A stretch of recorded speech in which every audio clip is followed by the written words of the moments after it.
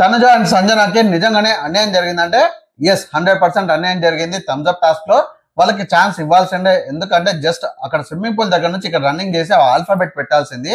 So అది చాలా easy task. And Bharani ఒక్కడే కేపబుల్ అనుకోవడము అండ్ రావణ్ ఎదిరించడము అండ్ సంజనాని తనుజని ఇద్దరిని కూడా ఎదిరించడం, నాకన్నా ఫాస్ట్ రన్ చేయగలుగుతారా, బిర్యానీ గెలుస్తారా, అందరు బిర్యానీ తినాలని చెప్పేసి. అంటే తను చేస్తే కంపల్సరీ బిర్యానీ గెలుస్తారా? సో అందరికీ ఛాన్స్ అయితే రావాలి. సంజన క్లియర్ గా ఉంది ఈ విషయంలో అయితే. ఎస్, నేను అన్ని ఆటలు ఆడలేను, ఈ ఆట ఆడగలుగుతాను, ఇది జస్ట్ 10% కంప్లీట్ చేయాలి, నేను 100% చేయగలుగుతాను అంటే మటుకు యాక్సెప్ట్ చేయలేదు. అండ్ దివ్యతో కూడా గొడవ పడ్డాడు, దివ్యాన్ని కూడా యాక్సెప్ట్ చేయలేదు ఇనిషియల్ గా. బట్ లేటర్ గా ఆమెకు స్విమ్మింగ్ వచ్చు కాబట్టి ఆమెకు ఆప్షన్ ఇచ్చాడు. అండ్ వీళ్ళిద్దరిని మటుకు డెఫినెట్ గా ఇగ్నోర్ చేశాడు. అందరికైతే ఛాన్స్ రావాలి. అండ్ ఈ టాస్క్ అందరికి నార్మల్ గా ఇన్ని సీజన్లు చూసాము, ఒక టీమ్ లో ఉన్నప్పుడు ఒక టీమ్ లో ఒకళ్ళకి ఛాన్స్ రాకపోతే ఇంకోసారి ఇంకోళ్ళకి ఛాన్స్ ఇస్తారు. సో ఇక్కడ అయితే డెఫినెట్ గా తనుజకి అండ్ సంజనకి అన్యాయం జరిగింది. 100% వాళ్ళ కోపాలకి న్యాయం అనిపించింది.